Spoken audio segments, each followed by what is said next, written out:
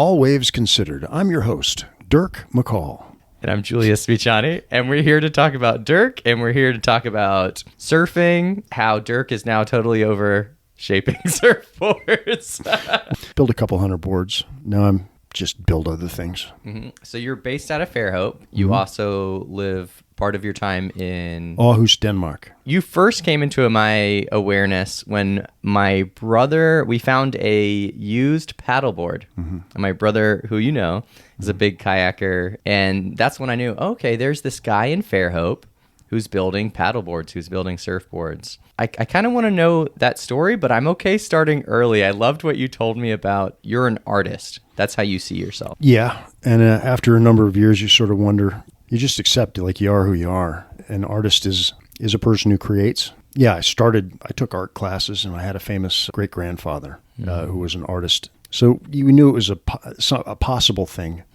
I had just bought some paints when I came home from leave from the Navy the first time, and I started painting portraits, and I didn't know what I was doing. And you told me a great story. You got back from the Navy, and you see this girl that used to be on your bus. Yeah, this beautiful girl. Yeah, well, she was a little girl, and then we grew up together, and there was a tension, and I asked her if I could paint her, and then, so we painted, and then I jumped over the canvas, and then I realized there was a way to pick up girls, and so I painted a lot more, and I used to paint portraits and such on Venice Beach in California. I'm from California. I was born in San Francisco in 1965. In the early 70s, we moved up to Nevada County, Nevada City, up near Tahoe. Yeah, beautiful country. Yes, it is. So, yeah, most all my family's, gone from there now. But I've been out here in Alabama for 11 years. That's awesome. And I lived in Denmark for a period of time. So my wife's Danish, and so we're out there. I met her in Hawaii, and she was one of my models. Yeah. You know what I mean? She's the one that stuck. Yes, absolutely. Mira. She's a beautiful girl. There she is. Oh, wow. That's awesome. She's almost like a mermaid, but with a peacock tail. Well, I always wanted to get a tattoo of a mermaid. Yeah. And so I put her face on there. And on the day we got married, she was chased around by a peacock. And it was sort of her totem. And when she had the ayahuasca dream down in Peru, she saw a peacock in the sky and all those kind of things. And so what brought you to Hawaii? Like, at what point do you get involved in water sports? I quit my job, and I decided I was going to, at that point, I was transitional in life, and I just wanted to go, hang out in the islands as long as it was cool. And then I'd come back and work or figure out something to do in life at that point. So I was about 30 at that time, but I met Meta, and then it was like it wasn't fun anymore. So I ended up being with her in Denmark. I asked her to marry me at Lake Tahoe, and she said no. So I had to go, but she said I could come and visit, and then I had to leave Denmark unless we got married. So we decided to see how long that lasts, and that was like 28 years ago. Okay. So we got a couple of beautiful children. I saw one of them, and you guys are about to go to Denmark. You didn't answer my question. How'd you get into water sports? Were you into water sports at that point? Well, I mean, I played water polo when I was a kid. That's a tough game. Although baseball is really my favorite sport still. I still play baseball. I just played a 60 and up tournament in Atlanta. Excellent. Can still kind of play. Yeah. Of course, like against old men. Yeah. But like I first surfed in San Diego, I think when I was 12. It was really mostly as an adult. I think after I surfed some when I was in the Navy in Virginia, and then in Humboldt County, I went to university up there, and there was an ocean. Yeah. I'm not that good a surfer. Me neither. I enjoy it, and I think that's why I think most people. I think the people who enjoy surfing the most are the casual surfers. When they get out and they're just are there for them, they're actually floating in the ocean. The sun is coming up. It's beautiful. I often catch one or two waves, and that's enough for me. Yeah. Or I could have, then certain days everything, lines up and it's better. Yeah. When you compare things, I mean, I quite often, surfing is a lot like playing baseball. When you dive in the outfield, when you dive for a fly ball, you just are there and it happens. And that's a lot like being on a wave for me. You're responding to your happening. environment. What are we talking about here? You're present. That's just, you're very present. I mean, at least when I'm in midair or flying on a wave, I don't know what's happening. It's just happening. Yeah. I don't go through a thought process. Oh, now I'm going to go and turn and do that. It's just, usually when you dive for a ball in the outfield, you don't realize you're doing it. It sort of spontaneously occurs. Mm-hmm. And I catch so few waves, it spontaneously occurs. You know? Yeah. This is happening. I'm on this wave. Oh, no, I'm not. Yeah. So, anyways, that's an accurate analogy in the way I feel it.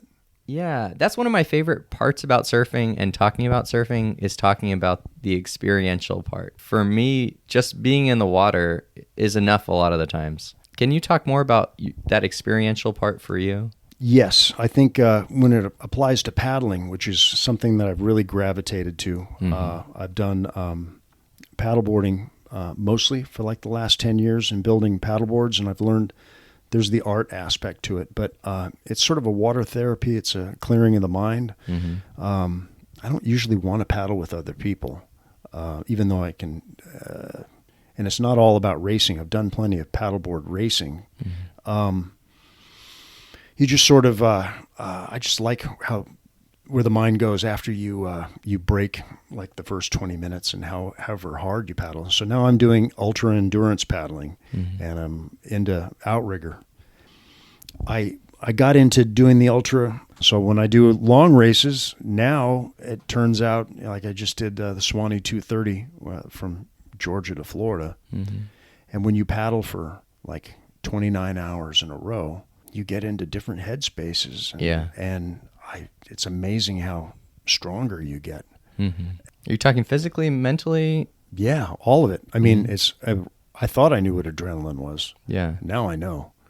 And it's like, you feel like you can pick up the car, you know, you just keep going. When the sunlight comes up, you just rejuvenated. Yeah. I was in this last race where that's what happened, and I found out these guys that were in front of me in my class were sleeping, and I'd already been paddling for like 20 hours, and then I sprinted for like 4 hours, the fastest I could go, just to put distance between me and them. Yeah.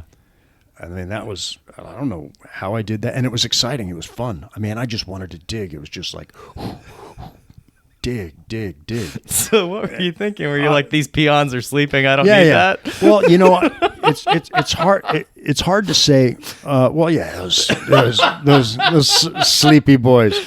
So just to make the separation. So it is a race, and if you want to win, it's all kind of theory. If they don't know that I'm in front of them, they might. That's the racing part. They might sleep again. Yeah. I don't know if I can stay awake, but so that's what happened. But then I smashed my rudder. Stainless steel rod, and I broke so I was out at 112 miles in 29 hours. Yeah. And so I didn't finish. I know that one of the other guys didn't. I think maybe only one person in the class of boats. So that race was super low water. There's other ultra races like the Texas Water Safari is one I'd like to do. The Alabama 650, I'm doing it again this year. And I'm going to do a long paddle when I get to Denmark this year. Okay, and I want to circle back around to the racing and then to your plans with the outrigger, but I want to go back to you as an artist and then the development into your creation process. You had talked about testing. Well, I've been a painting contractor for a long time. Oh, the first board I built was only about when we moved here. I built some boards for my kids, and they were horrific. And I went to Surf Expo, and Heath Bogart Boards, All-American Sup, he let me work in his factory. And then I learned so many things and learned so many ways to work, how to lay down carbon and make resin stick and not drip and all these kind of things. That was a huge help. I started building better boards, but it's a handcraft. And it's in Danish, it's called a brugskunst. which means it's art you can use. So it's like, that's a slogan then, art you can surf. That's Yeah. I don't have it on a t-shirt, but I could if I made a t-shirt. I love that. That's great. But I mean, that's the theory behind it. And so in painting, one thing, I don't know that a lot of people do this, is I would have like test boards, like pieces of wood or other things. And I do so many different mixes of paint. So I might use a cheap Chinese paint, you get in a little cheap tube, but then mix it with linaloil or with Damar varnish. And then I even made my own Damar varnish, and which is it's a type of resin that has turpentine. Oh, but that smell, that'll get you going. I got kicked out of a live painting class once because I had too much Damar varnish. But they looked good. The paintings came out good. But everyone was high in the class? Yeah, you absolutely.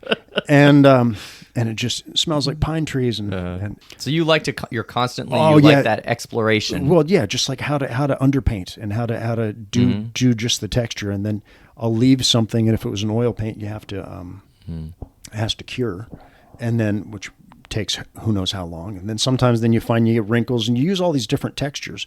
So like, painting something you see is one idea. Abstracts, I mean, like it wasn't until I was like 30 that I understood what an abstract painting was to me. I mean, I'd tried to make things that were abstract, and I couldn't. I didn't understand why somebody would really want to paint a landscape. I understood why you'd want to paint people. And painting portraits is really scary because there's an expectation level. Yeah. Now, for like about the last year, I've been doing bad portraits. Yeah, it takes the edge off, right? Oh yeah, and those are charcoal, and that's pure expressionism. I just look at somebody and draw whatever I want. Get the essence. Yeah, or not apparently. Yeah, and the thing is, people seem to like them, and it's not about the money. I mean, because bad portrait $5, and people laugh. Yeah, just like you laugh. Yeah, they walk by, and I set up in strange places. Like outside a concert venue, at a car show. Yeah, that's great. I mean, you get at a farmer's market, wherever, and it's the hardest ones are drawing children because they don't get it. You don't want to hurt their feelings. Oh God! And so bad portraits, but good, not caricatures. Yeah. But anyway, but that's incredibly satisfying to do those kind of drawings. Yeah. And so that is even always a test. Yeah. That's always a test. I change a little bit the style, and then I even got some tinted charcoal, and charcoal moves totally differently than a pastel. I mean, it's the blurring. It's an experience. It's just I get a gas, and so I only set up on a given day usually when I want to do it. Bring me back. What was the Dutch word? Which one? The one that is art that you can use. Oh, Danish. Thank you. Brugskunst. Bruges. Bruise to use. I got it. And kunst is art. Kunst. You've made these surfboards for your kids, and you're starting to dip your toe in this usable art. What does that progression look like? So you went to the factory, you worked there. Well, in the end, yeah. So then I made my own boards, and I tried to, I've made a couple hundred boards, and I've sold them at various prices. And some of them, I mean, there's so many ways you can screw up a board. I mean, it's amazing how just at the last minute you can sand right through that beautiful paint job and into your foam, and you've just put a plenum, you've just screwed it up. So you got to figure out how to get around it creatively. I think one thing I've done that's kind of interesting, and one of the ways I've done some, resin pour layups, I don't know if anybody else has done this. I haven't really seen anybody else do it, but sometimes I do them in several layers. So like I will do the first layer in an undercolor, like it might be tan, white, and a little bit of black, and then let that cure completely, and then get another piece of glass on another day. I've never heard of that. Yeah, and then use hot colors, and it'll be on a completely different level. It doesn't all have to be done at once. It looks great. And probably gets heavy, though. Or I guess sometimes you do multiple layers of glass. Well, the glass was going to be 2 layers anyway. Gotcha. Okay. Why do a clear layer? Why do everything in color one time Uh-huh. and then do the next? Why not just do them in different? Just takes a little bit more time and it gives a completely different look. Mm-hmm. You have some trippy looking boards. I like the way a lot of your, I guess you would call them abstract, because they're just like different colors, and I could totally see the layering. And that's one thing that I think I can remember on the board that you saw. Well, that one was I did that in San Diego Padres colors. Okay. I couldn't tell you what those are. Well, brown. Yeah. Brown and a little bit of Padre yellow, and then a little bit of hot orange, which they use in some of their uniforms at different times. And then in order to get it to blend, you have to use a lot of clear resin. You don't always want to just pour the straight color. Yeah. Because that's the only way you can get it to flow. And that one had, I made that years ago. That particular board's been sold several times. I know another guy that owned it. Nice.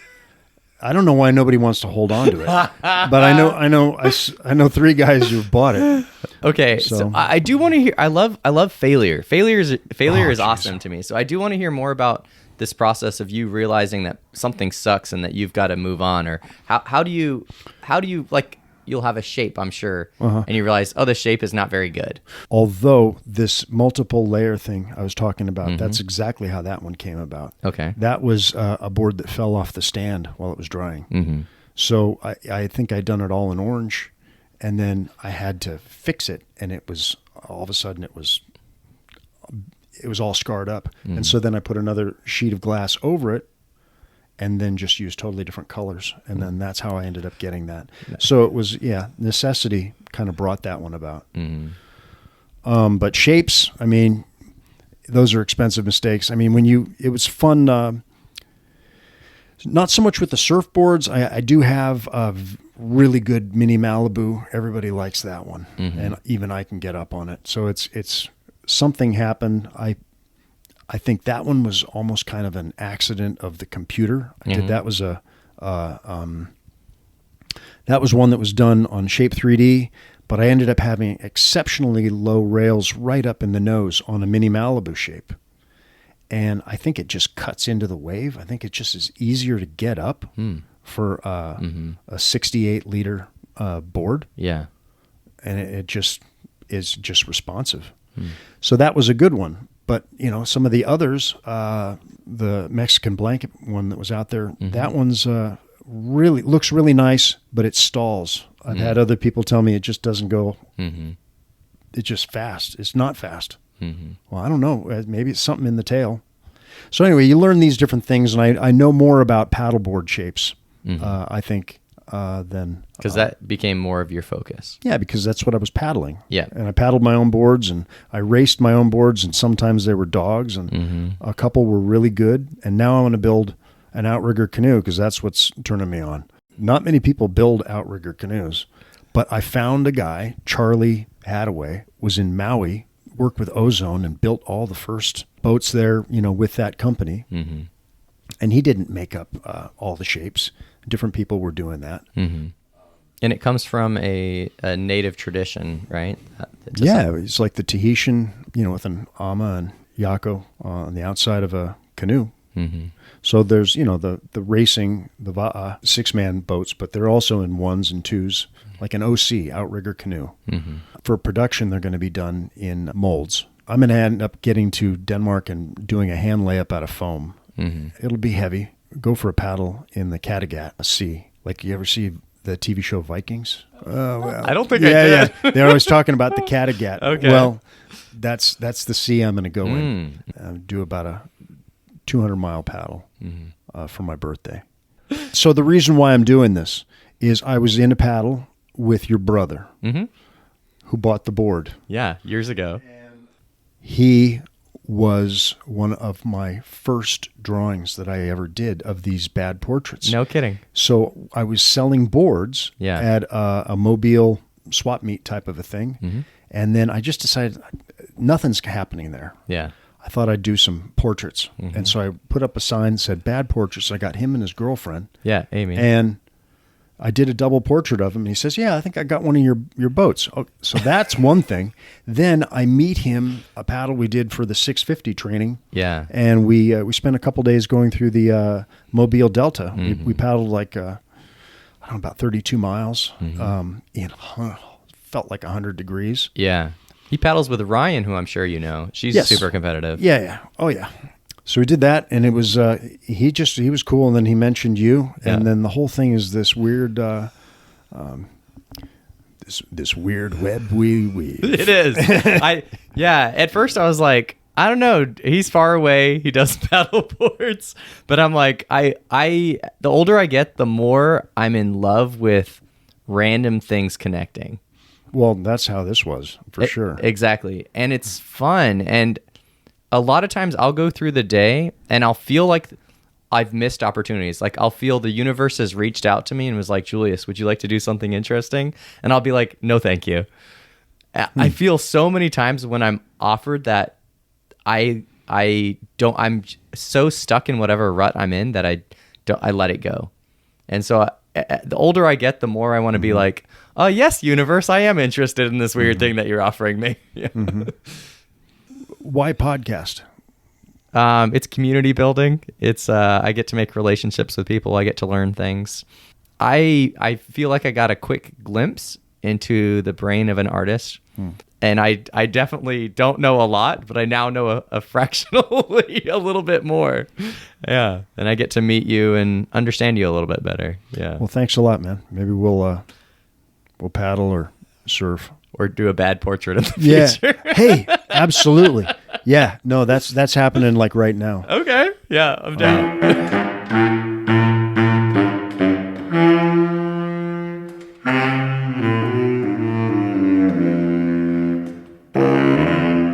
Thanks for listening to All Waves Considered with your host, Dirk.